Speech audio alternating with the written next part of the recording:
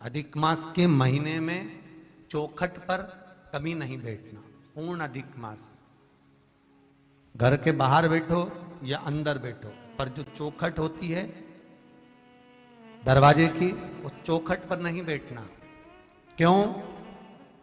शिव महापुराण की कथा कहती है जो अधिक मास के महीने में चौखट पर भूल कर भी बैठ जाते हैं, उनके शरीर में बीमारी बनी रहती है। चाहे वो 50 डॉक्टर बदल लें, चाहे वो 50 जगह पर जाकर दिखा लें, चाहे कितनी भी आभूषण मोती रतन माणिक बदल बदल कर पहन लें, तो भी उसके शरीर में कष्ट रहेगा ही। अगर अधिक मास के महीने में, अधिक मास में अगर कोई देहली पर बैठता है तो उसके जीवन में कष्ट रहेगा ही ना। और बहुत सुंदर कहा है महाराज, नवमी तिथि अधिक मास की, चाहे शुक्ल पक्ष की नवमी हो चाहे कृष्ण पक्ष की नवमी हो, जिस व्यक्ति को बहुत ज्यादा बीमारी रहती हो, शरीर में बहुत कष्ट हो, टेबलेट खा खा कर जिंदगी निकल रही हो, बीमारी डॉक्टर का पीछा ही नहीं छूट रहा हो, तो शिव महापुराण, विष्णु पुराण और स्कंद पुराण में जो पुरुषोत्तम कथाओं का वर्णन किया गया है, एक आटे का दिया, उसमें 4 बत्ती, आटे के दिए में 4 बत्ती रखें, तिल्ली का तेल डाल लें, थोड़ा सा उसमें सरसों का तेल डाल लें। महाराज घर के बाहर, अर्थात घर के अंदर के बाहर जो चौखट होती, चौखट से थोड़ा सा बाहर, बिल्कुल चौखट पे नहीं बैठना, थोड़ा सा बाहर, नवमी तिथि के दिन शाम के 6 से 6:30 के बीच में 21 बार जो व्यक्ति बीमार रहता है उसके सिर से नीचे की ओर श्री नरसिंह भगवान का स्मरण कर कर, जिस अधिक मास में जिस तिथि को उतारा कर रहे हो उस तिथि का नाम लेकर, जो व्यक्ति का उतारा कर रहे हो उसका नाम और गोत्र लेकर 21 बार जो उतार कर उस दिए को घर के ही चौखट पर रख देता है, उस व्यक्ति की बीमारी छूट जाती है महाराज। वो रोगीला नहीं रहता, रोग से ग्रस्त नहीं रहता, दवाई गोली उसकी छूटती है। कभी ये डॉक्टर को दिखा लो, कभी वो डॉक्टर को दिखा लो, कभी यहां दिखाओ, कभी वहां दिखाओ, उससे छुटकारा मिलता है। नवमी तिथि चाहे शुक्ल पक्ष की हो चाहे कृष्ण पक्ष की हो, किसी भी नहीं,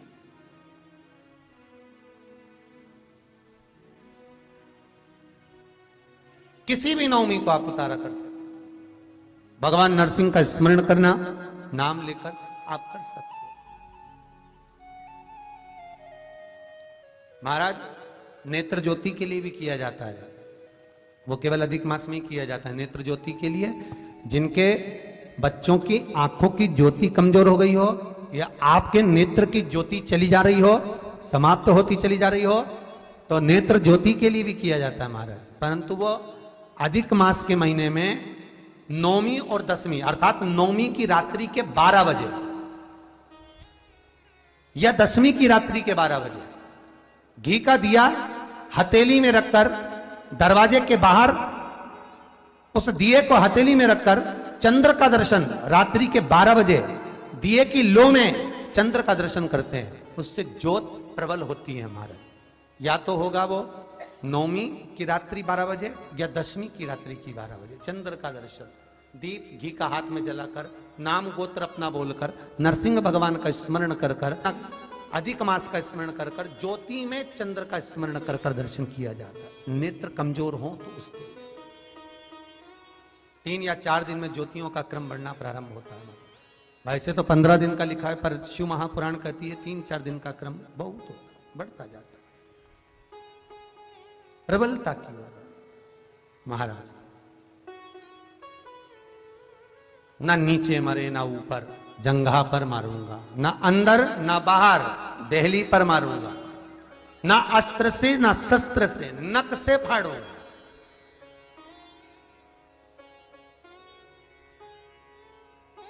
नक से।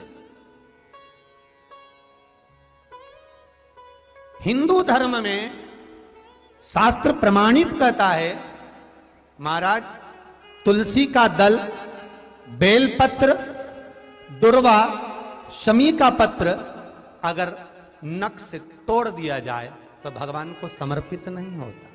बहुत ध्यान देना, पुरुषोत्तम मास की कथा सुन रहे हो आप, अधिक मास की कथा। भगवान नरसिंह ने हिरण्यकशिपु को नक से फाड़ा था, नक से। वैसे तो शास्त्र प्रमाण कहता है, विष्णु पुराण में तो ये लिखा हुआ है कि अधिक मास के महीने में नख से काटी हुई कोई अगर फूल की पत्ती भी है और उसको नख से काट दिया गया है तो वो समर्पित नहीं होगी। तुलसी का दल नख से काट दिया गया है वो समर्पित नहीं होगा। दुर्वा नख से तोड़ दी गई है, समर्पित नहीं होगी। शमी पत्र नख से तोड़ दिया है, समर्पित नहीं होगा। पुष्प नख से तोड़ दिया है, समर्पित नहीं होगा। भगवान को समर्पित नहीं हो सकता। अश्विन अधिक मास हो चाहे कोई सा भी अधिक मास, विष्णु पुराण कहती है। पर शिव महापुराण तो यहां तक कहती है कि कोई से भी महीने में, कोई सी भी घड़ी में, कोई से भी पल में अगर आपने नख से कोई सामग्री तोड़कर भगवान को समर्पित करी है, भगवान उसको स्वीकार नहीं करता, स्वीकार नहीं करेगा। कईयों की आदत रहती है तुलसी का दल भी तोड़ेंगे तो नख से तोड़ देंगे, डंडी नख से तोड़ देंगे, बेलपत्री की डंडी नख से तोड़ देंगे, नहीं, स्वीकार नहीं करेगा। ना नीचे मरे ना ऊपर, ना अंदर मरे ना बाहर, ना अस्त्र से ना शस्त्र से, नख से फाड़ा, ना दिन में ना रात में, शाम का समय।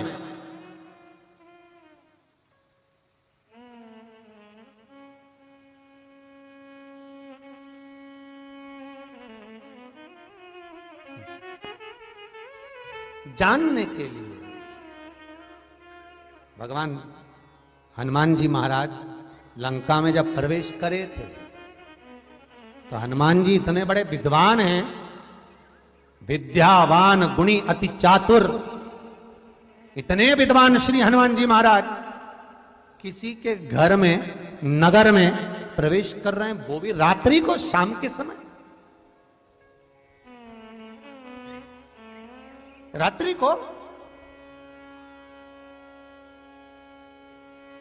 तो कोई पूछे कि हनुमान जी महाराज इतने विद्वान, विद्यावान गुणी अति चातुर, राम काज करिबे को आतुर, तो भगवान के चरणार विंद का अनुमोदन करने वाले श्री हनुमान जी हैं, जो विद्या के निपुण हैं, विद्या में प्रबल हैं, विद्या के आनंद सुख को जानने वाले हैं। उनको सूर्य नारायण भगवान ने कितना ज्ञान दिया होगा कि रात्रि के समय, शाम के समय किसी के घर की देहली पर, दरवाजे पर नहीं जाना चाहिए। फिर हनुमान लंका में क्यों गए? कितना सुंदर कहा है, सूर्य अस्त के समय घर की बहू, बेटी, घर के गऊ, घर की गाय भी, यहां तक कहते दूध भी, लक्ष्मी भी शाम के समय किसी को ना दीजिए। बहू बेटी भी किसी के यहां शाम के समय ना जाए। हमारे घर की लक्ष्मी हमारे घर में रहे। संध्या का समय ऐसा होता है, शाम का समय, कि गाय भी चरकर घर की ओर आती है, गौएं भी अपना ठिकाना पाती हैं, पशु पक्षी। पर एक आज का फैशन ऐसा हो गया राम, ये बेटियां, ये बहुएं अपनी सहेली को फोन लगा कर कहती हैं कितनी बजे चलेगी? 5:30 तक चलते हैं शाम के समय। आओ ठीक है, शाम के समय घर छोड़कर रुपया खर्च करने के लिए जा रहे। या शास्त्र कह रहा है शाम के समय तो भिक्षुक भी अगर मांगने आए तो ना दिया जाए दहली पर।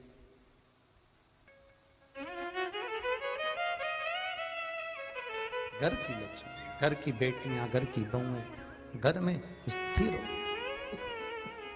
घर में स्थिर।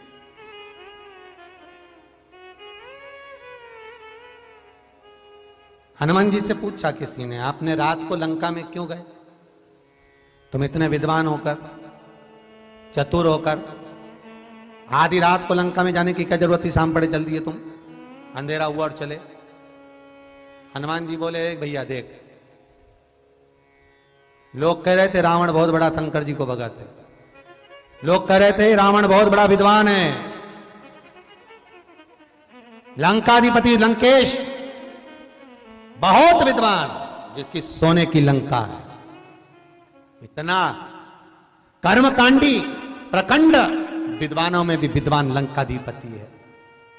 जब उसके चर्चे इतने सुने तो मन में सोचा ऐसे विद्वान को तो रात में ही देखूंगा एक बार। पहुंच गए रात, व्यक्ति दिन में कुछ और नजर आता है, रात में कुछ और नजर आता है। इनकी रंगरलियों को अगर देखना है तो रात को देखा जा सकता है। व्यक्ति का स्वभाव, व्यक्ति की वृत्ति। कई माताएं कहती है हमारा बेटा सुपारी नहीं खाए, सुपारी। रात के जाके पान की दुकान पे देखो तो पूरा गुटखा निपटा जाए तो सुपारी कहां लगे।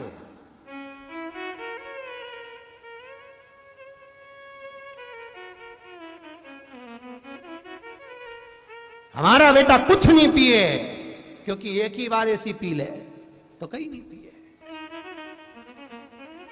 ये उसी में कहा ले। एक माता जी आके बोली, फोटो दिखा के देखो ना गुरुजी, लड़के के लिए लड़की देख के आई हूं, कैसी लग रही है? हमने कहा बहुत जोरदार है, अच्छी है। गुरुजी हम 8 लोग गए थे, 4 घंटा बैठे। गुरुजी इतनी बढ़िया लड़की, मुंह से आवाज नहीं आई गुरुजी, इतनी सीधी, इतनी। हमने जो प्रश्न करा बस उसका उत्तर दिया, कुछ बोले ही नहीं। गुरुजी इतनी बढ़िया लड़की, आपको कैसी लग रही? हमने कहा बढ़िया है।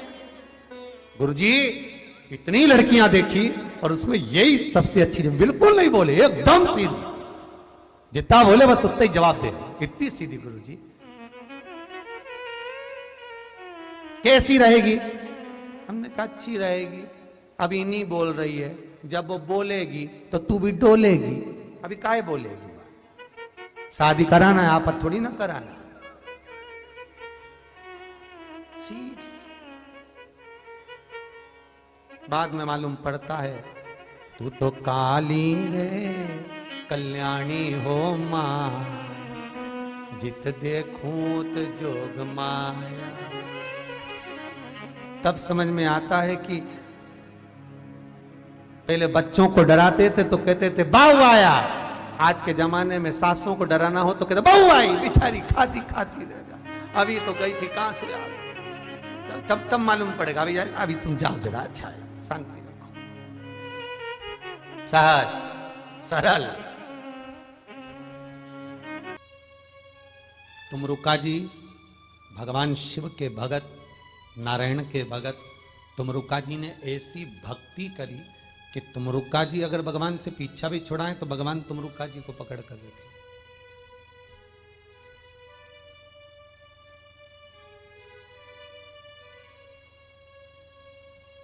तुमरुका जी को भगवान पकड़ कर रखा। महाराज कितना छुड़ाएंगे तुमरुका? एक बार अगर भगवान ने किसी भक्त को पकड़ लिया तो फिर उसको अपना बना लिया, फिर भटक नहीं सकता। बस मार्ग प्रशस्त हो गया। बहुत सरल सी बात है। शिव महापुराण तो यहां तक कहती है कि हम 24 घंटा शंकर का नाम नहीं ले सकते, राम नाम नहीं ले सकते, कृष्ण नाम नहीं ले सकते, 24 घंटा भगवान का भजन नहीं कर सकते, 24 घंटा हम स्मरण नहीं कर सकते। तो शिव महापुराण यहां तक कहती है कि अपने गले में तुलसी की माला पहन लो या रुद्राक्ष की माला पहन लो। 21,600 श्वास मनुष्य के शरीर से जो रोज निकल रही है, जब आप गले में तुलसी की माला या रुद्राक्ष की माला पहन लेंगे तो वो 21,600 श्वास जो आने का जाने का क्रम कर रही है, वो 21,600 श्वास खुद मंत्र जाप हो जाएगी। खुद मंत्र जाप।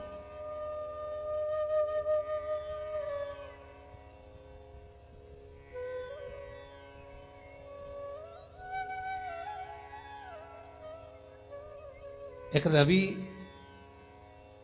झुंझुनू राजस्थान से मैसेज करे हैं। उनका प्रश्न है, हमने बड़े बड़े संतों को देखा है, महंतों को देखा है, गुरुओं को देखा है, वो माला रखकर जाप करते हैं, मनका गिनते हैं, माला के मोती गिनते हैं। हमारी मम्मी भी कहती है कि तुम माला जपो। गुरु जी से पूछना है क्या माला जपना जरूरी है?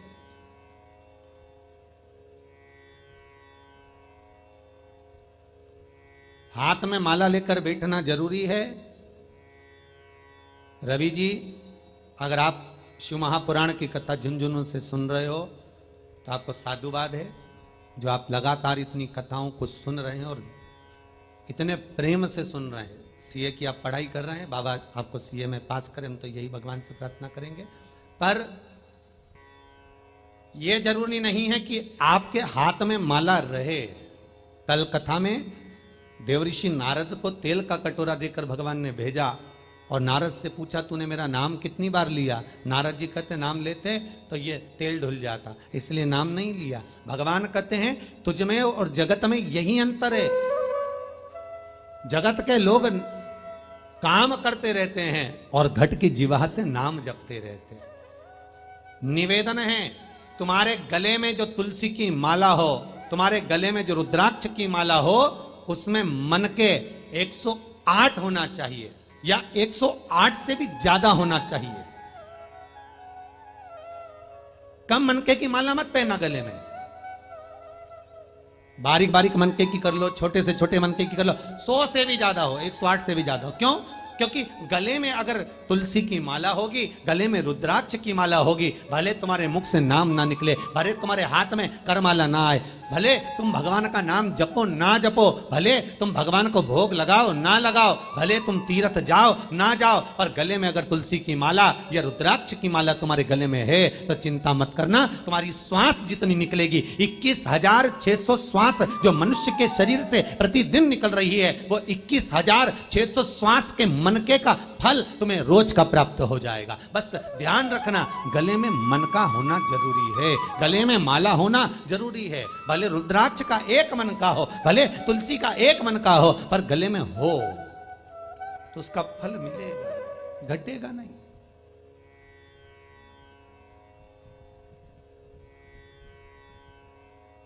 उसका फल आपको प्राप्त होगा, उसका सुख आपको मिलेगा।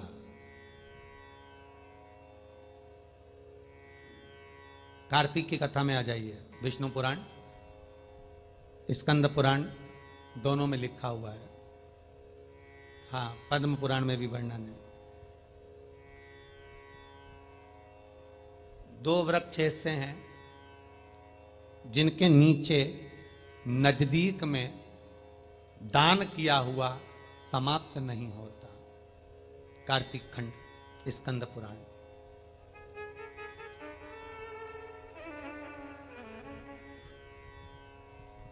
कार्तिक खंड, विष्णु पुराण, पद्म पुराण, गर्ग संहिता में भी आप ढूंढेंगे तो मिल जाएगा।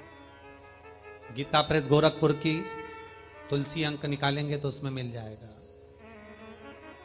2 वृक्ष ऐसे हैं जिनके नजदीक में जो दिया जाता है वो समाप्त नहीं होता।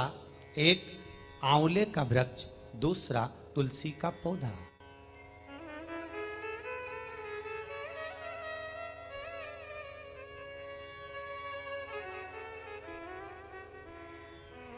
जहां समाप्त नहीं होता।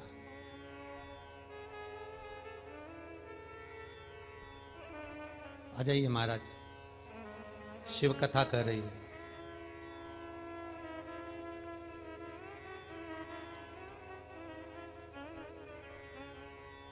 एक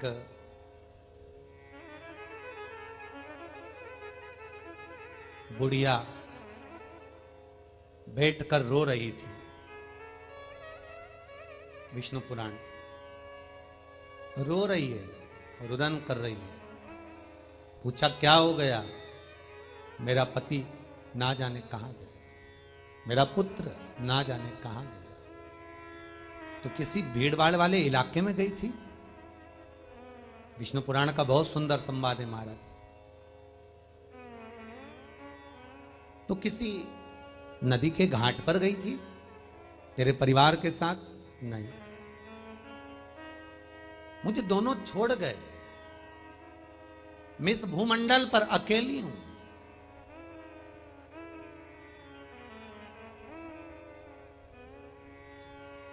किसी संत ने पूछ लिया, मृत्यु लोक में जब बालक का जन्म होता है, माता के गर्भ से बच्चा जब जन्म लेता है, उसकी जो नाल कटती है, कटने के समय पर मृत्यु की तारीख, तिथि, दिन, समय, घड़ी, पल, स्थान निश्चित किया जाता है। दुनिया के लोग ये सोचते हैं कि जन्म देने के बाद जैसे माता पिता भूल जाते हैं, भगवान भी भूल गया होगा। नहीं, विष्णु पुराण, स्कंद पुराण, शिव महापुराण, लिंग पुराण, नर्मदा पुराण कहती है माता के गर्भ से बच्चा जब जन्म लेता है, प्राण त्यागता है, अंतिम बिंदु तक परमात्मा की छाया उस पर बनी रहती है। लोग ढूंढते हैं भगवान को, भगवान कहां है?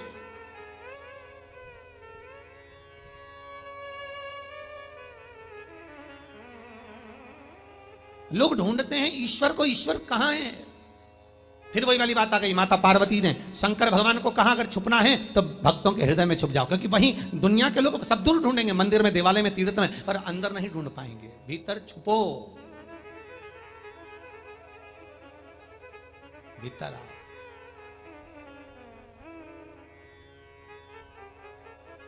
बस अपने उस आत्मा में खाली न जाता कोई दर से तुम्हारे, मैं भी खड़ा हूं नन्ही बाहें फैलाए। भीतर छुपकर अंदर जाकर कभी मत कहना कि मैं अकेला हूं, कभी मत कहना मैं अकेली हूं, कभी मत कहना मेरा कोई नहीं, कभी मत कहना कि मेरा सब बुरा चाहते हैं, कभी मत कहना कि मैं अकेला रह गया। शिव कथा कहती है कौन कहता है तू अकेला? बूढ़ी माँ से संत कह रहे हैं तूने एक शब्द गलत कह दिया कि मैं अकेली हूं, पति ना जाने कहां गया, पुत्र ना जाने कहां गया, मैं अकेली रह गई। संत करे अकेले नहीं हो।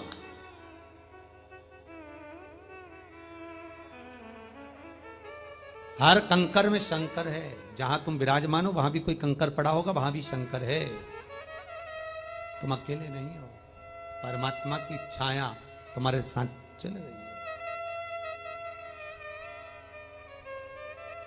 बस कहीं पुण्य कम हो गया होगा, इसलिए हो सकता है कि थोड़ा बल्ब धीमा जल रहा होगा। बैटरी अगर लो हो जाती है इन्वर्टर की तो लाइट पंखा सब स्लो हो जाता है, फिर चार्ज कर लो फिर बढ़ जाता है, हो सकता है।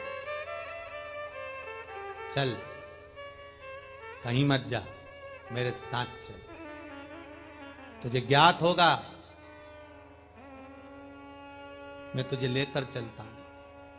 संत फिर बोले बूढ़ी मां तुम अकेले हो तो क्या हुआ, कुछ मुझे हाथ में दे दीजिए। बूढ़ी हंस के बोली, विष्णु पुराण का बहुत सुंदर दृष्टांत है। बूढ़ी हंसकर बोली देने के लिए कुछ भी नहीं और तुम कहते हो कि दे दूं।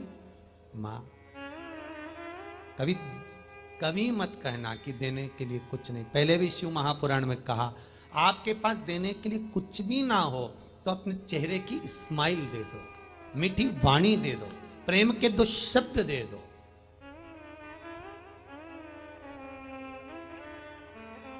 अपने मुख के मीठे शब्द, संबोधन अच्छे दो। मेरे पास देने के लिए कुछ नहीं। संत ने हाथ पकड़ा, बूढ़ी को ले जाकर तुलसी के वृक्ष के नीचे बिठा दिया। कुछ दे दो, नहीं दिया। तुलसी के वृक्ष के नीचे से उठाया तो आंवले के वृक्ष के नीचे बिठा दिया। कुछ दे दो, नहीं दिया।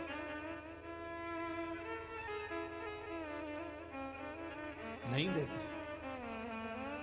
वहां से उठी, किसी नदी के घाट पर बिठा दिया, कुछ दे दो, नहीं दे पाए। बस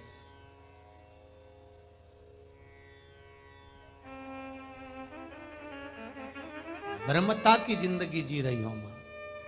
जिस आंवले के पेड़ के नीचे बैठी थी वहीं का आंवला तोड़कर ही दान दे देती तो तेरा पुण्य प्रबल हो जाता। जिस तुलसी के कुंड के पास, क्यारे के पास बैठी थी वहां का तुलसी दल दे देती, मंजरी दे देती तो तेरा पुण्य प्रबल हो जाता। जिस जलाशय पर बैठी थी वहां का जलदान ही दे देती तो तेरी पुण्यता प्राप्त हो जाती। बिलखने लगी, रोने लगी। नैन अश्रु भरा गए।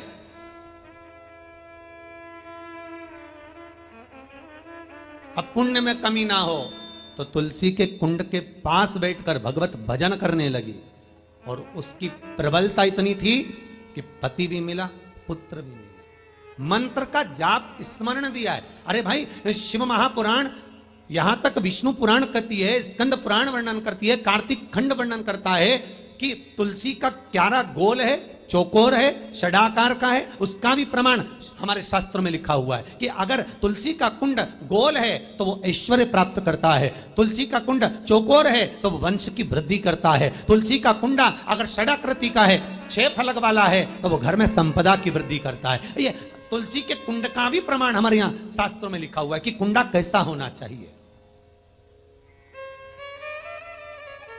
तुलसी के कुंड की आकृति कैसी होना चाहिए, तुलसी का कुंड होना कैसा चाहिए, उसका भी प्रमाण हमारे यहां स्कंद पुराण में लिखा हुआ है, विष्णु पुराण में लिखा हुआ है कि आपको क्या किस रूप में चाहिए। पर जगत है ना, दुनिया के आगे हाथ फैलाओ, जाकर निवेदन करो, यहां वाले बाबा के पास हो या वहां वाले बाबा के पास हो या उसके पास हो या उसके पास हो या जगत के पास जाओगे, दुख पाओगे, रुपया खाएंगे, चूना लगाएंगे, धक्के मारकर निकाल देंगे, 2-4-8 दिन घुमाएंगे फिराएंगे, कल आना, परसों आना, नरसों आना, ऐसा करना वैसा करना, बस बाबा यही घुमाते रहेंगे और तुम्हारे धन का चूना लगाते रहेंगे। पर निवेदन है, इनसे बचकर शिव की शरण में जाकर भगवान शास्त्र में जो लिखा है उसके अनुसार हम क्यों ना कर्म करें जिसका फल हम पा जाएं। हम क्यों ना ऐसा कर्म करें जिसके फल को हम पा सकें। हम क्यों भ्रमित हों।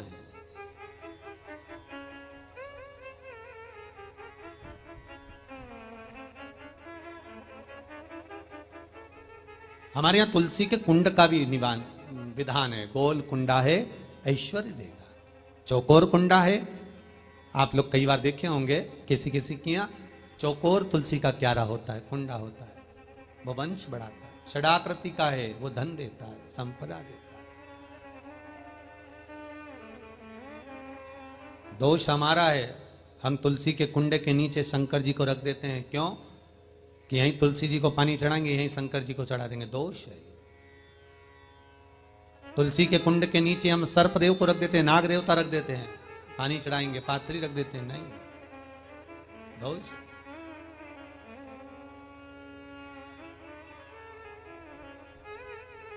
उसका दोष हम सबको, स्वयं अगर गलती करते हैं तो स्वयं को भोगना। कैसा कुंड हो, 7 तरह के कुंडों का व्याख्यान तुलसी के रूप में कहा गया है महाराज। पहला गोल, दूसरा चौकोर, तीसरा षडाकृति, चौथा त्रिवेणी, 3 कोने वाला कुंडा। शास्त्र कहता है जिसके मार्ग घर में टुकड़े हो रहे हो, घर विभाजन की ओर हो रहा हो, तो 3 कोण का कुंडा घर में रखकर पूजा करने पर परिवार एक हो जाता है। 5वां, गार्डन में बिना कुंडे का, बिना कुंड का जो तुलसी का पौधा रोपित होता है, बिना कुंड के एक बगीचा जैसा बो दिया जाता है, तुलसी तुलसी उत्पन्न हो जाती है। महाराज वहां पर संपदा तो रहती है पर चिंता बहुत रहती है, टेंशन बहुत रहता है। क्यों? घर के दरवाजे के बाहर इतनी सारी बगीचे में तुलसा कर दी, कोई निकल कर जा रहा था उसने थूक दिया, कोई निकल कर जा रहा था उसने पानी डाल दिया, कोई श्वान ने, कुत्ते ने, किसी ने, बिल्ली ने गंदगी कर दी, उसका दोष आपको लगेगा। इसलिए कुंड के अंदर तुलसा का वो धन तो देगा, जो तुमने बगीचे में तुलसा लगाई है, गार्डन तुलसा का करा, वो धन तो देगा, संपदा भी देगा, पर चिंता को बढ़ा देगा। 5,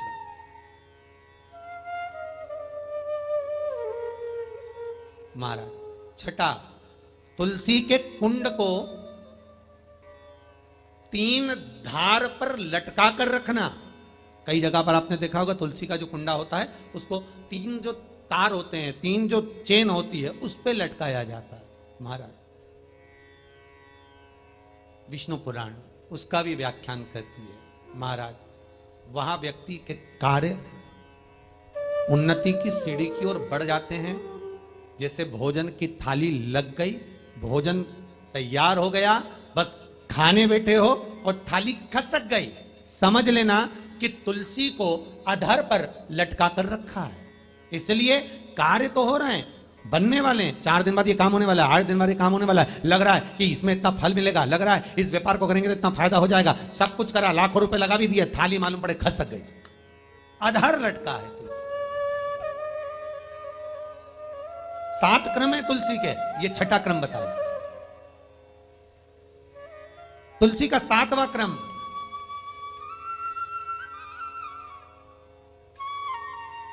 तुलसी का 7वां क्रम है, महाराज तुलसी का कुंडा जैसा घर के आंगन में है, तुलसी का कुंड जैसे घर के आंगन में विराज रहा है, ऐसा ही छोटा सा कुंड भगवान के लिए रोपित करें। प्रतिदिन भगवान की सेवा करते समय तुलसी का कुंड सम्मुख रखकर उसकी आराधना करना, फिर उस कुंड को वापिस बाहर ले जाकर रखना, फिर दूसरे दिन पूजन के समय पर कुंड को लाकर रखना। हम तो यहां तक कहते हैं, विष्णु पुराण गर्ग संहिता कल्याण का तुलसी अंक यहां तक वर्णन करता है कि आप पूरे साल ये नहीं कर सकते तो कम से कम कार्तिक के महीने में भगवान के सामने तुलसी का छोटा कुंड, चौकोर वाला, गोल नहीं, चौकोर कुंड लाकर भगवान के सामने रखकर छोटा सा कुंड का पूजन कर कर भगवान के साथ उस कुंड को वापस बाहर विराजमान करें, फिर कल लेकर आए, फिर विराजमान करें। आप पूरे साल नहीं कर सकते तो 1 महीना,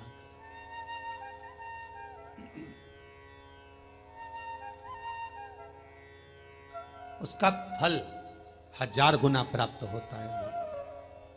तो किस चीज के लिए कहा गया कि तुलसी का कुंडा एक बाहर हो, एक घर के अंदर मंदिर के सामने पूजन के लिए रखा जाए, तो कहते हैं उस घर में वैभव, सत्ता, संपदा, लक्ष्मी, समृद्धि, शांति की कभी कमी नहीं, कभी कमी।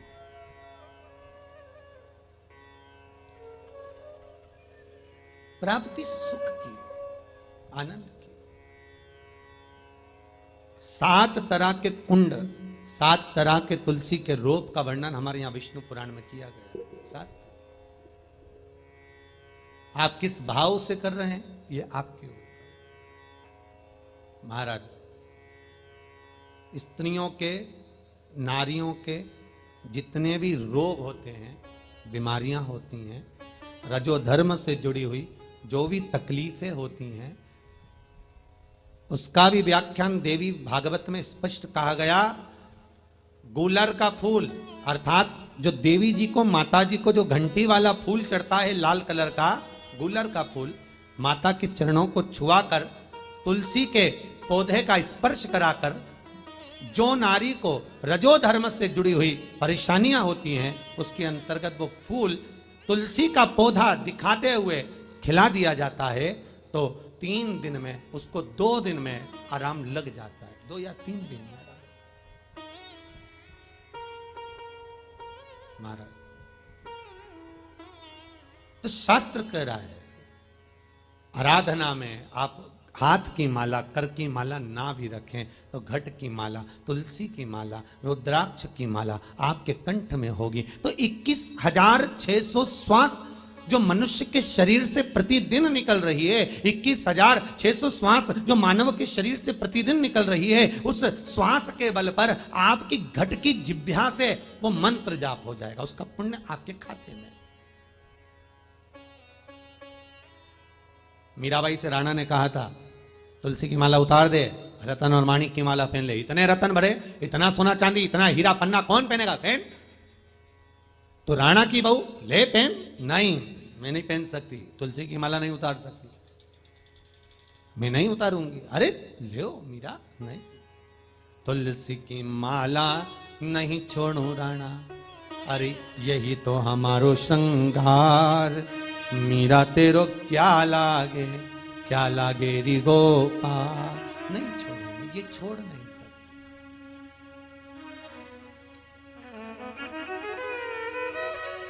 ये मेरा सर्वस्व है, ये मेरा वैभव है, ये मेरा आनंद है।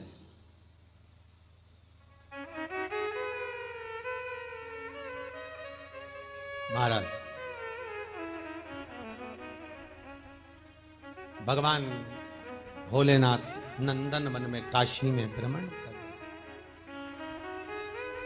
काशी में घूम।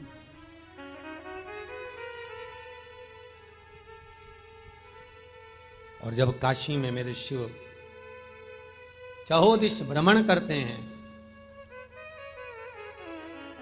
माता के नजदीक में बैठकर स्मरण करते हैं, तुमरुक्का जी जिन्होंने भगवान को नहीं पकड़ा, भगवान ने तुमरुक्का को पकड़ा। फिर निवेदन करूंगा, हमें भगवान को नहीं पकड़ना, भगवान हमें पकड़े।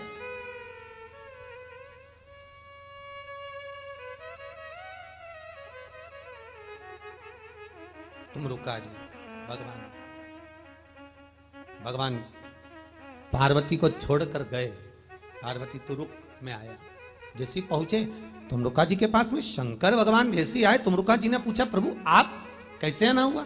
शंकर भगवान बोले, हे तुमरुक्का, आज मेरा मन है कि तू मुझे रुद्राक्ष की माला से श्रृंगारित करे।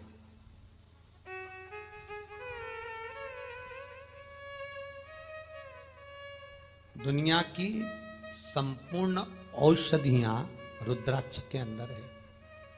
एक मुखी से लेकर 14 मुखी रुद्राक्ष का वृतांत शिव पुराण में लिखा है। एक मुखी से लेकर 16 मुखी रुद्राक्ष का वृतांत स्कंद पुराण में लिखा है। एक मुखी से लेकर 18 मुखी रुद्राक्ष का वृतांत देवी भागवत में लिखा है।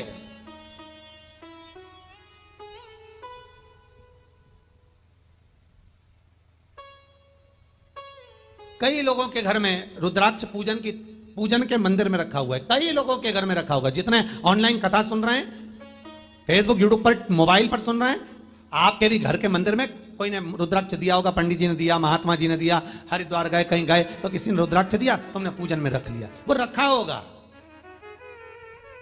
सबके पास रखा होगा, कई कई के घर में रखा ही होगा। 1 मुखी, 4 मुखी, 5 मुखी, 7 मुखी, 8 मुखी, 10 मुखी, 12 मुखी, कोई तो रुद्राक्ष तुम्हारे घर में होगा। भले वो असली है कि नकली है तुम्हें नहीं मालूम, तुम नहीं जानते, तुम्हें तो किसी ने दिया और तुमने विश्वास रखकर ले लिया। अब यहां नकली के युग में असली घी नहीं मिल रही तो रुद्राक्ष मिलेगा कि? रे बाबा ये तो बोलो पहले। नकली का युग, क्या असली मिलेगा? एक पढ़ा लिखा लड़का गांव में सर्कस आ गया। पढ़ा लिखा लड़का जाकर बोला सर्कस वालों से हमें नौकरी नहीं मिल रही है, सब गड़बड़ हो गया है, सर्विस हमको मिल नहीं रही है, तो हमको नौकरी दे दो। तो सर्कस वाले ने कहा नौकरी तो मिल जाएगी, पर सुनो बंदर के कपड़े पहनकर शेर के पिंजरे में जाना पड़ेगा।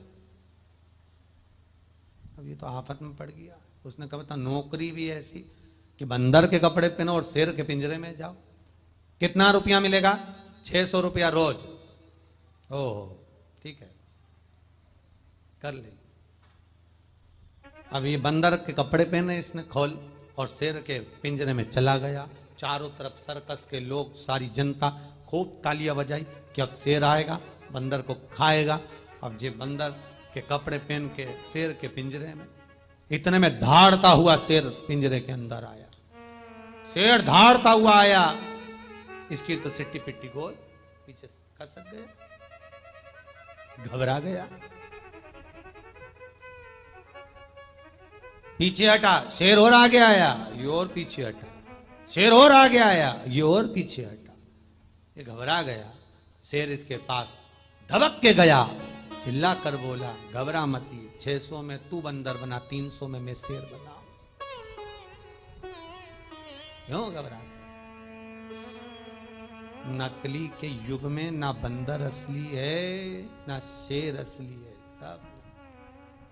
आप जो रुद्राक्ष लेकर आ रहे हो, आपको नहीं मालूम कि ये असली है कि नकली है, पर आपका विश्वास है कि मैंने जो 500 रुपए का, 1000 रुपए का, 2000 रुपए का रुद्राक्ष खरीदा, दुकानदार पर विश्वास करा, लेते समय रुद्राक्ष पर विश्वास करा कि बाबा मैं तो ये समझ कर लेकर जा रही हूं कि आप 5 मुखी हैं, आप 7 मुखी हैं, आप 3 मुखी हैं, आपको मैं केवल विश्वास केवल पर ले जा रही हूं। मैं किसी रिसर्च सेंटर को नहीं जानती, मैं किसी ISI मार्क को नहीं जानती, मैं नहीं जानती कि असली है कि नकली है। कितना कितना विश्वास। हाँ, कोई व्यक्ति के साथ पार्टनरी करते हो, किसी व्यक्ति के साथ कार्य करते हो, सास जैसा विश्वास है ना आपके भीतर। बहू को लेकर आती है तो सास ने क्या देखा उसको, बिचारी को, उसको मालूम था कि ये जगदंबा निकलेगी कि चंद्रघंटा निकलेगी। वो तो केवल विश्वास लेकर बहू को आ गई कि सबने कहा अच्छी है, सबने कहा बढ़िया है, गांव की है, उस घर की है, उस गांव की, उस शहर की, उस नगर की, उस बस्ती की है, अच्छा, उस कुल की है, अच्छा, बहुत बढ़िया है। सबने कहा, जाकर देख लिया रुद्राक्ष कैसा है, जान लिया अच्छा है, सब बोल रहे हैं बढ़िया है, दुकानदार भी बोल रहा है बढ़िया है। जब लेकर आई तब किसी को दिखाया, कहा नकली है, तो बस उसी तरह बहू भी छाट कर लाई थी, अच्छे से लाई थी, देख परख कर लाई थी। अब लाई तो तू गाय थी, अब हम क्या करें भगवान, शेर निकल गई तो करें क्या? करो क्या? अब रुद्राक्ष तो आ गया। अब किसी महाराज से पूछो कि नकली है कि असली है, बढ़िया आफत। हीरा को परखइयो राम कोई नहीं रे। हीरा का परखदार संसार में कौन? एक पुखराज की अंगूठी, एक नीलम की अंगूठी, एक पन्ना की अंगूठी आप बनवा लो, उस पन्ना, उस पुखराज, उस नीलम को दूसरे सुनार के यहाँ ले जाओ, कितने की होगी? अरे कि दमदार नहीं दिख रही है। तीसरे के यहाँ ले जाओ, या दमदार नहीं दिख रही। चौथे के यहाँ बहुत पैसे वाली, तुम खुद कहोगे मैंने इतने की, हो सकता होगा इतना।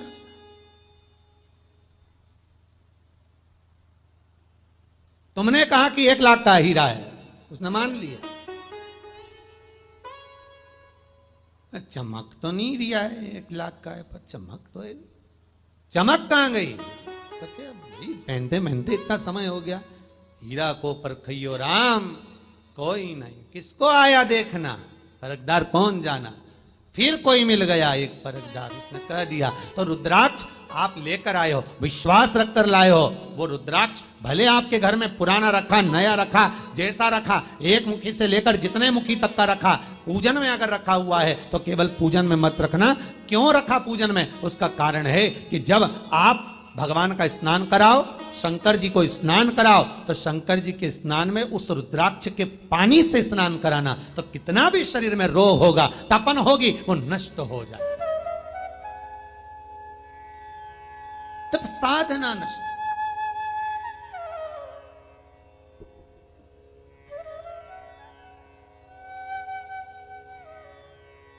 बाबा जटाउन बांधने वाले बाबाओं की जटा में एक रुद्राक्ष रखा रहता है। कुंभ के मेले में कभी कहीं बाबा आपके कोई परिचित हो अच्छे जटा बाल वाले, तो उनसे कहना आपकी जटा में से रुद्राक्ष दे दो, दे देंगे। एक रुद्राक्ष रखा है साधना के लिए, तप बल के लिए। शिव को विश्वास रूपी रुद्राक्ष का जल, कौन से रुद्राक्ष का? तुम्हारे बर्तन में, पात्र में रुद्राक्ष रखा, असली नकली उससे मतलब नहीं, विश्वास रूपी रुद्राक्ष।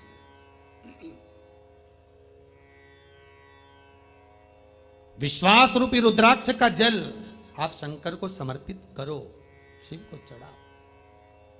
फिर निवेदन करूंगा, रुद्राक्ष नहीं हो तो महाराज प्रदोष के दिन, कल आएगा प्रदोष, भौम प्रदोष है कल, अश्विन का,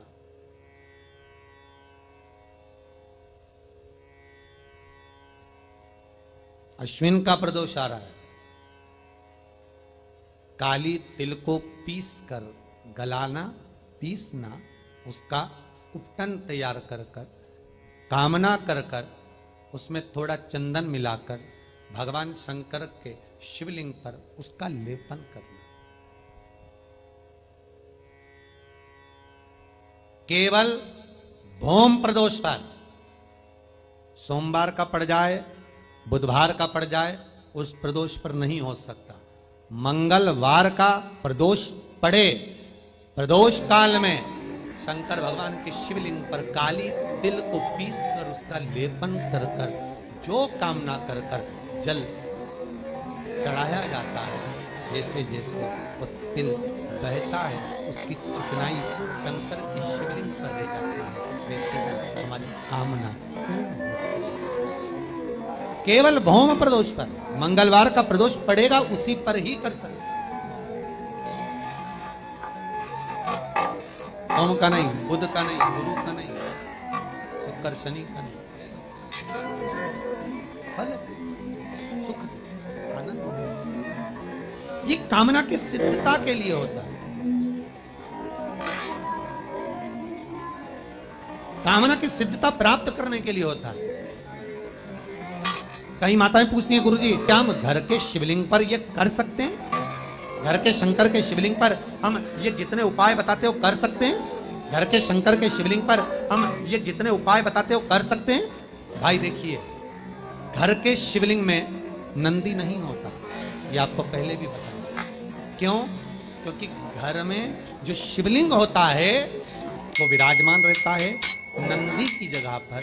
जब घर के पुरुष, स्त्री, बच्चे, बेटियां भगवान को नमन करती हैं, मंदिर में सारे देवता विराजमान होते हैं, घर के लोग जब भगवान को नमन करते हैं तो वो नंदीश्वर के भाव में नमन करते हैं।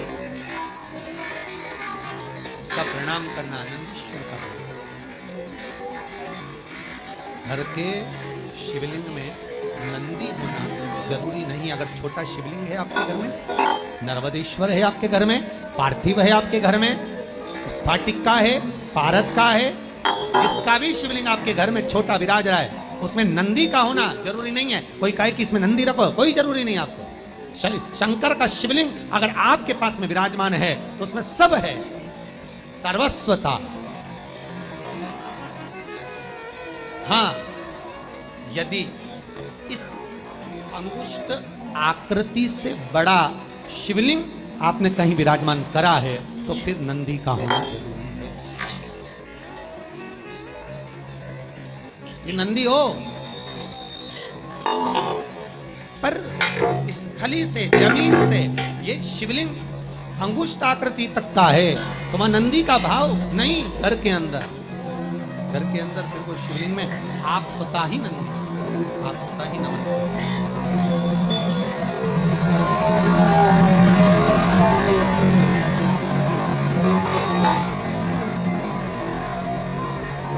फिर आप स्वतः नमन।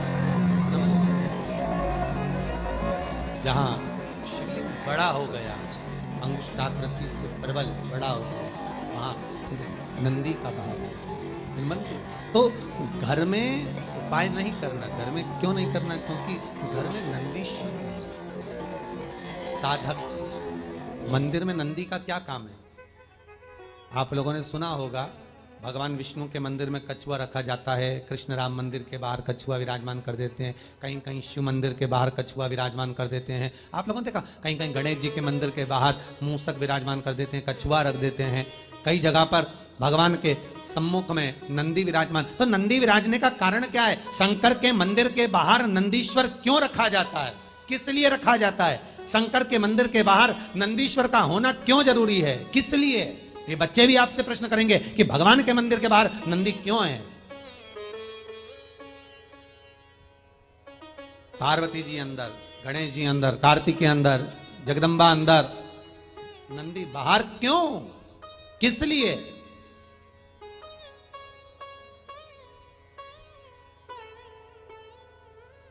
नंदी, भृंगी, श्रृंगी, तुमरुका, चार हैं। ये चार भगवान शिव के परम उपासक हैं। उपासक से मतलब ये नहीं कि केवल थोड़ी देर भजन कर लिया, नहीं। इनके घट की जिह्वा से, इनके मुख से भगवान का नाम अविरल बहता रहता। अविरल जाते हो भगवान शिव पार्वती को लेकर, थोड़ी देर रुकिएगा, हम बहुत तकलीफ में, करुणा करिए बाबा, कृपा करिएगा नंदीश्वर, करुणा करिए। शंकर का एक अवतार, शिव का एक अवतार नंदीश्वर के रूप में हुआ है, नंदी के रूप में। बहुला गाय के पेट से भगवान शंकर ने जो अवतार लिया था वो नंदीश्वर के रूप में। विनती करो।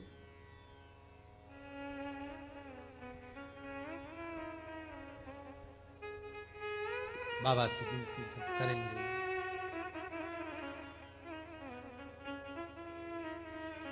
और निवेदन जब करेंगे तो वो सुख का देने वाला है।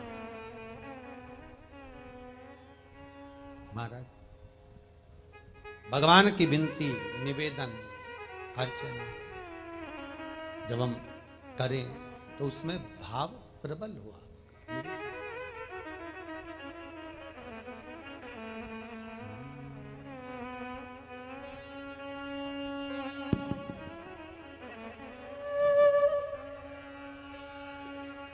जल है गहरा नाव पुराना, बीच भंवर मत छोड़ना, बीच भंवर मत छोड़ना, भोले जी मोरी लागी लगन मत छोड़ना, भोले जी मोरी लागी लगन मत छोड़ना, प्रभु जी मोरी लागी लगन मत छोड़ना, प्रभु जी मोरी लागी लगन मत छोड़ना, लागी लगन मत छोड़ना, लागी लगन मत छोड़ना, ओ बोले लागी लगन मत छोड़ना, ओ बोले लागी लगन मत छोड़ना, भोले जी मारी लागी लगन मत छोड़ना, भोले जी मारी लागी लगन मत छोड़ना, प्रभु जी मारी लागी लगन मत छोड़ना, प्रभु जी मारी लागी लगन मत छोड़ना।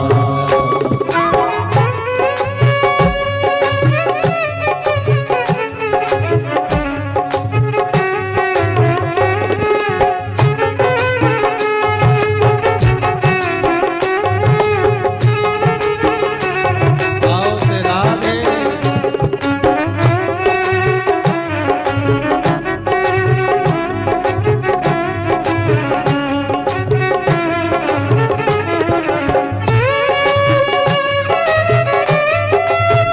जय शंभो।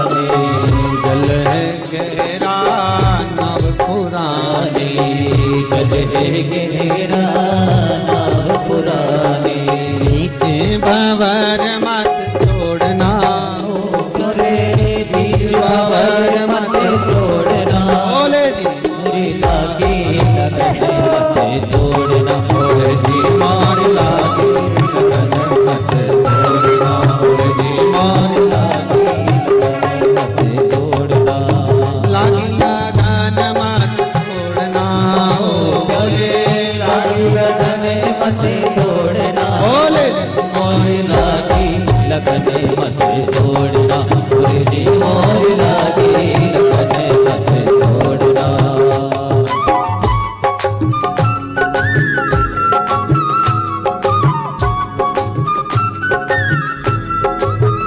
शंभो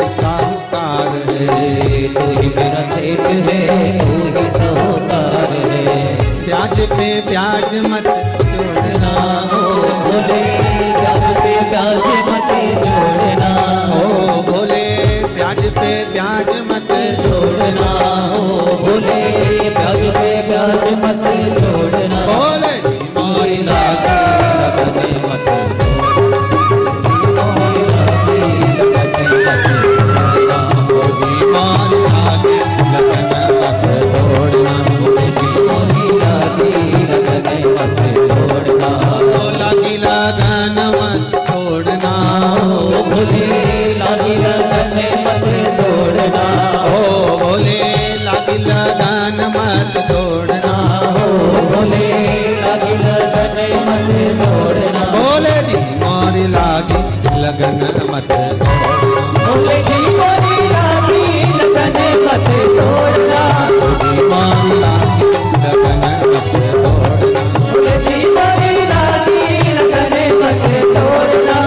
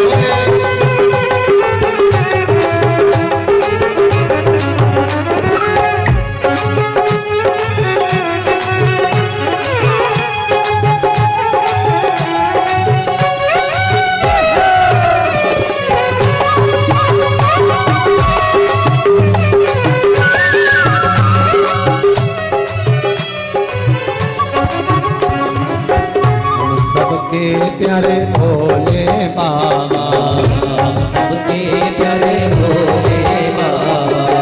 हम सबके प्यारे भोले बाबा, हम सबके प्यारे भोले बाबा। हाथ पकड़ मत छोड़ना ओ भोले हाथ पकड़ मत छोड़ना। ओ भोले हाथ पकड़ मत छोड़ना ओ भोले हाथ पकड़ मत छोड़ना। भोले जी मारी लागी लगन मत छोड़ना। भोले जी मारी लागी लगन मत छोड़ना। जी मारी लागी लगन मत छोड़ना। भोले जी मारी लागी लगन मत छोड़ना। भोले जी मारी लागी लगन मत छोड़ना। भोले जी मारी लागी लगन मत छोड़ना। जी मारी लागी लगन मत छोड़ना। भोले जी मारी लागी लगन मत छोड़ना। जी मारी लागी लगन मत छोड़ना। भोले जी मारी लागी लगन मत छोड़ना। हर हर भगवान की भक्ति में जो रम गया, उतर गया। भगवान शिव कह रहे हैं तुम रुका, आज मेरा मन है, आप मुझे रुद्राक्ष का श्रृंगार करो।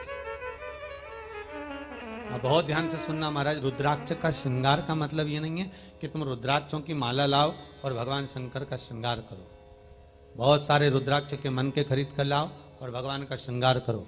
बहुत सारे रुद्राक्ष के मनकों को लाकर पिरो के उनका कुंडल बनाओ, उनका आभूषण बनाओ, कर्णफूल बनाओ, हस्त कमल के गुच्छ बनाओ। श्रृंगार का मतलब ये नहीं है।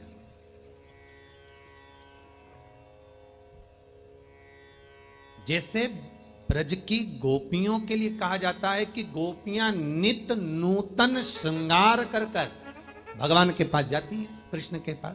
तो इसका मतलब क्या हुआ? नित्य नूतन श्रृंगार कर कर गोपियां भगवान के पास जा रही, इसका मतलब क्या है?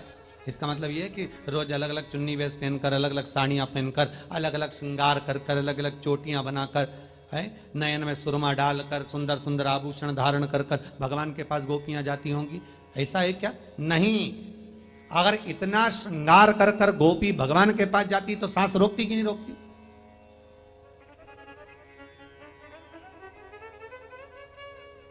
पुष्टि मार्ग में तो कहा गया है कि भगवान का जब श्रृंगार करा जाता है तो हाथ की अंगूठी, बीठी, चूड़ी को भी कम कर दिया जाता है, भगवान को चुभे ना।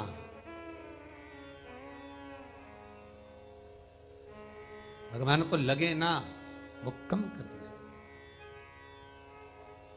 और यहां वर्णन कर रहा है शास्त्र की, नूतन श्रृंगार, नित्य नूतन श्रृंगार करी गोपी चली कृष्ण के पास। तो इसका मतलब क्या हुआ? तो शिव महापुराण कहती इसका मतलब है ऊपर का श्रृंगार नहीं, भीतर का श्रृंगार। रोज नए मन का निर्माण करना। आज भगवान को इससे रिझाऊंगी, आज भगवान से ये पूछूंगी, आज भगवान से अर्चना करूंगी, आज भगवान से वाणी पूछूंगी। मन का श्रृंगार करना। फिर निवेदन करूंगा, ब्यूटी पार्लर में बाहर का श्रृंगार होता है जिससे पति रीझ जाता है। सत्संग में, शिव महापुराण में आत्मा का श्रृंगार होता है जिससे शिव रीझ जाता है। तो गोपियां नित नूतन नया श्रृंगार जो कर रही हैं वो बाहर का नहीं है, उनके हृदय का है, उनकी चित्तवृत्ति का है। कोई इसको गलत ना ले। कई लोग भगवान कृष्ण पर जो उंगलियां उठाने वाले होते हैं वो भगवान को भी नहीं छोड़ते। कहते बताओ, गोपियां श्रृंगार कर नित नूतन श्रृंगार करके ठाकुर के साथ रास करे। अरे भाई पहचानो तो, कहा क्या है, बाहर का श्रृंगार नहीं, भीतर का। बाहर के श्रृंगार से दुनिया रीझती है, भीतर के श्रृंगार से भगवान रीझता है। मन साफ रखिए, हृदय चित्त साफ रखिए। निर्मल मन सो मोहि पावा, मोहि छल छिद्र कपट ना भावा। खूब जोरदार चंदन लगा लिया त्रिपुंड का, लंबे लंबे बाल बढ़ा लिए, खूब जोरदार वस्त्र पहन लिए, खूब ठाट और बाट, और कहे कि भगवान से रीझ जाएगा। भगवान कहते हैं मेरे को दिखावा तो पसंद ही नहीं। शंकर की कथा तो कहती है कि यहां शिव को दिखावा चाहिए ही नहीं, बाबा को नहीं चाहिए ऐसा दिखावा। तुम कौन से वस्त्र, फिर बात आ गई कि कौन से कपड़े पहनूं कि अच्छा लगूं। कभी मन में ये बात आना चाहिए कि कौन सा कर्म करूं कि भगवान को अच्छा लगे। दुनिया को तो अच्छे आप लगते ही आए, थोड़ा बहुत धन दे दोगे तो परिवार को अच्छे लगोगे, रोज कमाकर पत्नी को लाके दोगे तो पत्नी को अच्छा लगेगा, पत्नी ठीक ठाक काम कर देगी, थोड़ा बहुत काम वाम साथ देगी तो पति को अच्छा लगेगा, लाकर माता पिता को दोगे तो उनको भी अच्छा लगेगा, भाई बंधु को दोगे तो उनको भी अच्छा लगेगा। जगत को तुम वैसे ही अच्छे लगते हो, पर भगवान को अच्छे लगना चाहिए, संसार को नहीं। वाह वारी दुनिया, मतलब की दुनिया में किसी का कोई नहीं। कोरोना महामारी दिखा रही है, बाप पलंग पे पड़ा है, ऑक्सीजन लग रही है, वेंटिलेटर पे पड़ा है, बेटा घर में बैठकर क्वारंटाइन होकर पोहा और समोसा खा रहा है, धर्म पत्नी से बनवाकर, और डोगरा किरा प्राण छोड़ रहा है।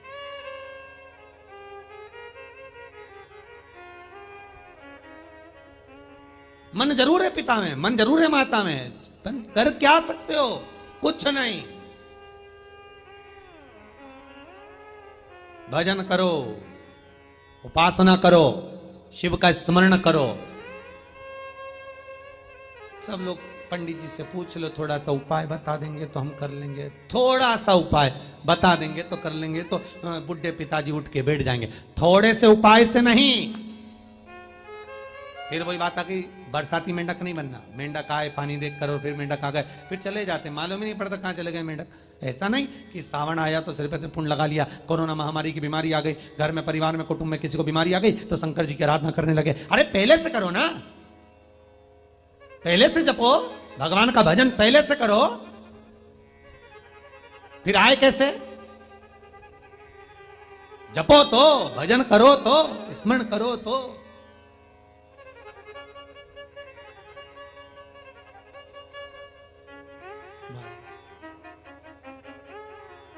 आप आए नहीं, सुबह हो गई, मेरी पूजा की थाली धरी की धरी रह गई।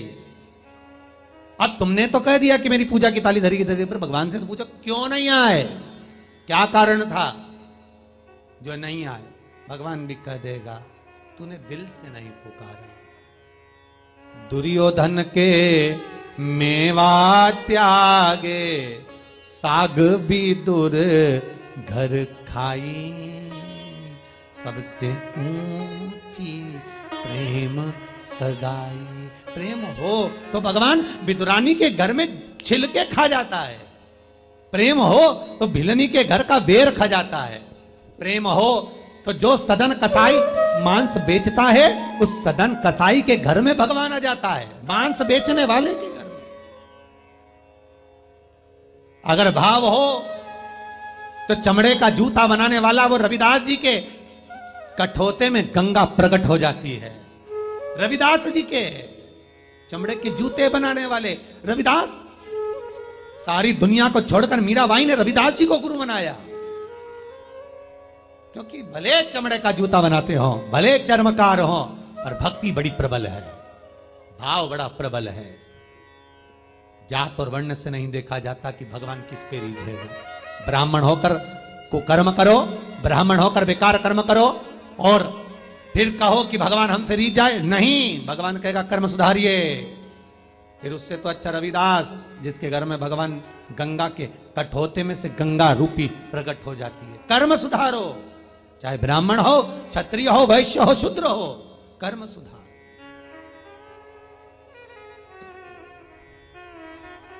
वर्ण से भगवान नहीं रिश्ता, भगवान भाव से रिश्ता। वो निषाद केवट जो दुनिया के घर में पानी भरे, वो भगवान के सामने खड़ा और भगवान से कहे कि मैं तुम्हारा मर्म जानता हूं। भगवान के तू और मेरा मर्म, हाँ बिल्कुल, तो मुझे सहज मत समझो। भले मैं जाति का छोटा हूं, पर मर्म तो पूरा जानता हूं। बस वही भाव भगवान को दे। तो यहां कह रहा है शास्त्र कि भगवान शिव कह रहे हैं तुमरुका जी से कि तुम मुझे रुद्राक्ष का श्रृंगार करो। तो उसका मतलब ये नहीं है कि तुम रुद्राक्ष ढूंढ कर लाओ, रुद्राक्ष की मालाएं लेकर आओ।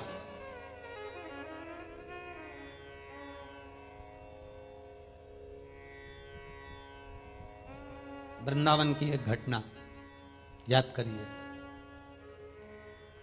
बांके बिहारी का बंगला बन रहा है, साइड में बंगला बनवाने वाले का बैनर लग रहा है, आज का बंगला श्रीमान जी की तरफ से 50,000 रुपए खर्च करे, 1 लाख रुपए खर्च करे, फूल का बंगला बनवाया। क्या जोरदार बंगला, क्या जोरदार बंगला। एक 14 साल की लड़की, 14 वर्ष की कन्या ब्रज के पंडाओं के पास जाकर कहती है, ए पंडा जी, बाबा मेरे को भी बाबा ठाकुर जी का फूल बंगला बनाना है, फूलों का श्रृंगार करवाना है। पंडाओं ने पूछा कितना रुपया है तेरे पास? 14 वर्ष की लड़की कहती है, कन्या कहती है, मेरे पिताजी सिलाई का काम करते हैं, कुछ भी नहीं, दूसरे का कपड़ा मिलता है, पिताजी कपड़ा सिलते हैं, मैं उनकी बेटी हूं, हम 4 बहनें हैं, मेरा मन है भगवान का फूल बंगला बने, पुष्प का श्रृंगार हो, भगवान को पुष्प का श्रृंगार किया जाए। पंडाओं ने कहा धन कितना है? नहीं, लाई हूं मैं 5 रुपया, ले लो। हो, जहां 50,000 का काम 5 रुपये में कहां से होगा? चलो निकलो, है चल, धक्के मार दिए, चली गई। रोज प्रतिदिन गर्मी में किसी ना किसी का फूल बंगला रहता। एक दिन, जिस दिन धक्के मारकर निकाला, उसका दूसरा दिन बिहारी जी के मंदिर में बंगला ही किसी का नहीं आया। चलो निकलो, ऐसे नहीं बंगला कहां से बनेगा, निकल, बंगला नहीं।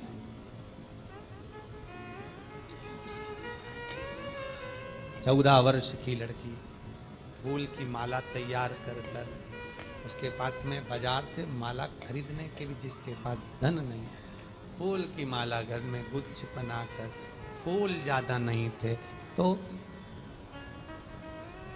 फूल के भाग को भी कम करके बहुत दूर दूर फूल धागे में रंग कर बहुत दूर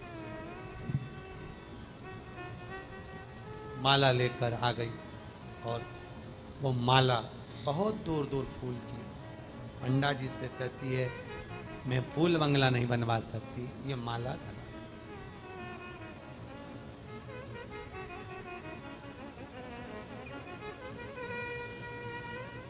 पंडा जी ने माला लेकर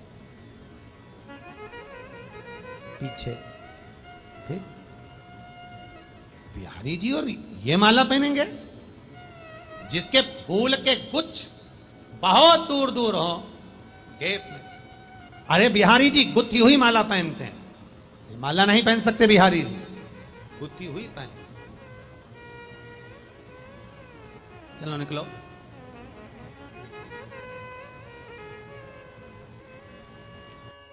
कन्या चली गई, नयन जल भर कर बिहारी जी का दर्शन कर।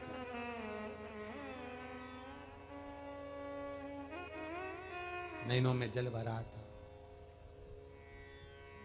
घर पर पहुंची तो माँ ने पूछा, ले रोटी खा ले। आज बिहारी जी को ना तो फूलों का श्रृंगार हुआ है, ना वो माला धरे, ना कोई यजमान आया।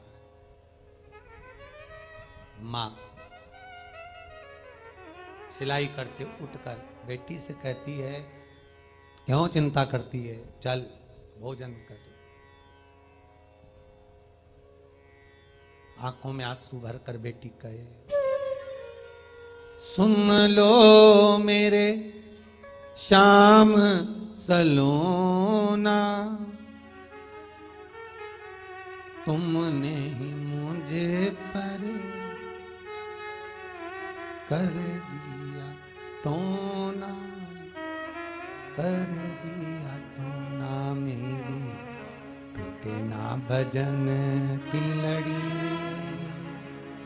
बिहारी जी में कब से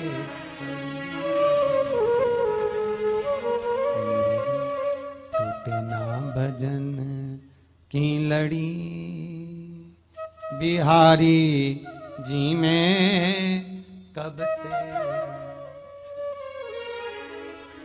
तेरी अखियां हैं जादू भरी, बिहारी जी में कब से खड़ी, तुम सा ठाकुर और न पाया, तुमसे ही मैंने नेहा लड़ाया, नेहा लड़ाया, मेरी अखियां तुम्ही से लड़ी,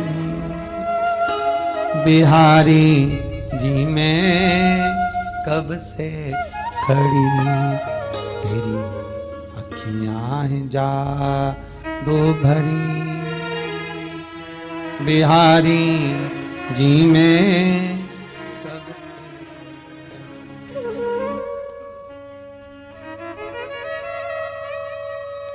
पूरे बाजार में माला ढूंढवा रहे हैं पंडा जी, भगवान को गुत्थी हुई माला नहीं मिली। जिन बिहारी जी के मंदिर के बाहर माला की अपार दुकान, टोकनियां भर भर कर बेचने वाले, बिहारी जी के लिए माला ही गुत्थी हुई नहीं है।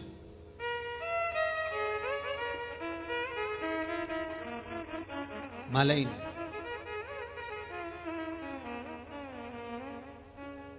पंडा जी बोले मंदिर का पट खुलने वाला है, श्रृंगार के दर्शन करने लोग आने वाले, माला ला, बाजार में नहीं है, कहीं और से ला, नहीं मिल रही। कहा एक माला पीछे पड़ी है जो फेंकी थी, वो उठा ला। पीछे की पड़ी हुई माला लाकर बिहारी जी के गले में जैसे ही डाली, ना किसी का बैनर लगा, ना किसी का बोर्ड लगा, बिहारी जी का मंदिर फूलों से अपने आप सज गया। श्रृंगार, संपूर्ण श्रृंगार। ये कोई द्वापर की कथा नहीं है, ये सतयुग की कथा नहीं, ये त्रेता की नहीं, ये कलयुग की कथा है। एक पुष्प भी हम भगवान को जो दे रहे हैं, उसमें भाव की शुद्धता, भाव की निर्मलता होना चाहिए।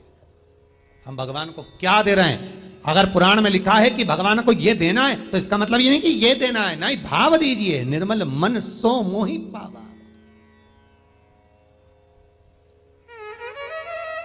निर्मल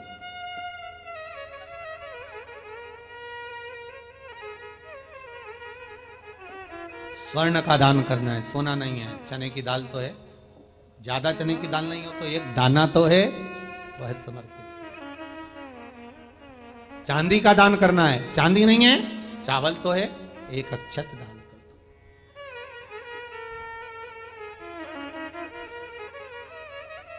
बस निर्मल जो मन होगा उसके बल पर भगवान मिलेगा।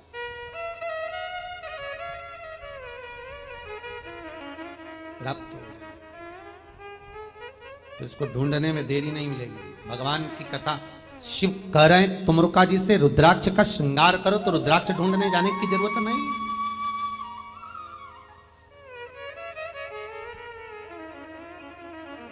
भगवान की सेवक बने कहां से? लिखा जितना सारा पुराण में, भस्म चढ़ा दो, ये चढ़ा दो, कहां से लाए हम? भाव शुद्ध हो, भगवान मिलेगा। कहा रुद्राक्ष से मेरा श्रृंगार कर दो तुमरुका। कहते हैं तुमरुका जी जैसी चतुरता रखना। रुद्राक्ष भगवान से कहा प्रभु सेवा तो मैं कर दूंगा, आपका श्रृंगार भी रुद्राक्ष से कर दूंगा, मना नहीं है, पर मेरे पास रुद्राक्ष नहीं है, आप देव।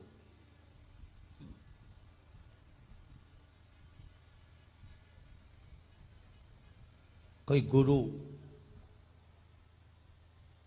संत भगवान आपसे कहे कि आप ये दे दो, मुझे सोना चढ़ाओ, चांदी चढ़ाओ, अंबर चढ़ाओ, पीतांबर चढ़ाओ, तो पहले आप सबसे पहले चढ़ाने से पहले भगवान से कहना प्रभु कहां से लाऊं, आप दीजिए। आप दोगे तो मैं समर्पित करूंगा।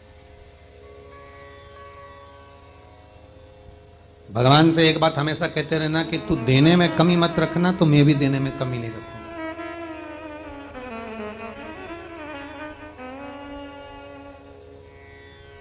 तुम देने में कमी मत रखना, मैं भी देने में कमी नहीं रखूंगा। आप दो और भगवान से कहना इतना देना कि मैं लुटाता रहूं, खत्म ना हो, इतना दे। दुनिया में बड़ी विचित्र बात है महाराज, भगवान जिसको धन देता है उसको मन नहीं देता है, जिसको मन देता है उसको धन नहीं देता है। कई लोगों को भगवान ने इतना धन दिया तो मन नहीं दिया। अगर कोई कहीं जले भी जाए तो ऐसे चढ़ाए कि भगवान जानता। जितने भी राजनेता कई बार कथाओं में आए, जितने भी राजनीति करने वाले कई बार कथाओं में आते हैं। अभी तो लॉकडाउन चल रहा है तो भले ना आते, पर कथाओं में हमने देखा जितनी कथाओं में राजनेता जाते हैं वो अपने कुर्ते की जेब में से कभी 100 रुपया 500 रुपया नहीं निकालेंगे। जो बाजू में खड़ा होगा वो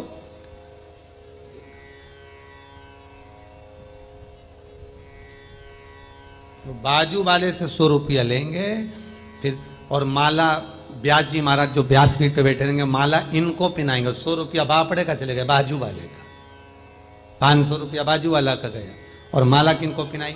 नेताजी को, मंत्री संतरी जो भी है उनको माला उनको मिली, 100 रुपया गया उनका।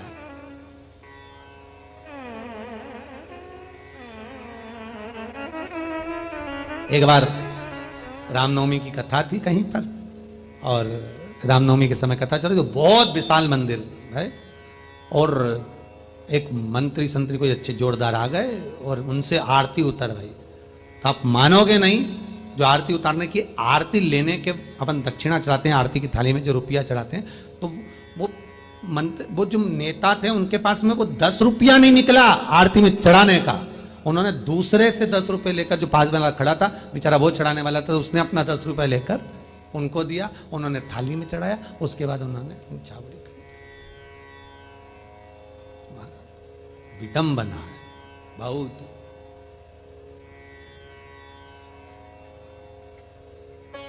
समर्पण, पुण्य, दान, स्मरण, तुमरुका जी से शब्द रखना अपने मुख पर, रुद्राक्ष की माला भोलेनाथ आप दीजिए, मैं श्रृंगार कर देता हूं। भगवान से कहना भगवान मुझे इतना देना कि मैं दोनों हाथों से खूब धर्म पुण्य सत्कर्म करता रहूं।